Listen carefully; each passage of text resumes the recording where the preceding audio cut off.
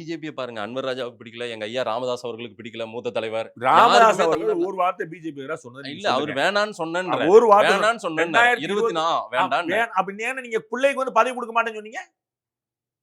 என்னங்க சொல்லி சொல்லி மாத்தி மாத்தி செய்வீங்களா? என் குடும்பத்துல யாரும் வரமாட்டாங்க நீங்க? மூணாவது ஆளை கொண்டு வர்றீங்க. மகனை கொண்டு வந்தீங்க, மருமகளை கொண்டு வர்றீங்க, பேரனை கொண்டு வரணும்ன்றீங்க. அடிப்படை பேசுனது என்னங்க? கடவுள் மறுப்புங்கிறது திமுகவுடைய அடிப்படை. சூப்பரா தூக்கி விட்டாங்க. குடும்ப அரசியல் கிடையாதுங்கிறது பாமகவோட அடிப்படை. தூக்கி விட்டாங்க. அப்ப அடிப்படை மீறி பண்ணி என்ன வேற என்ன சித்தாந்தம் பேச போறீங்க? பண்பாட்டு போர். அரசியல் போரும் குறுக்கு வழியில உள்ள அதையும் நடத்த இருந்தபோது என்ன போறது? முரசொலி எடுத்துக்காட்டவா?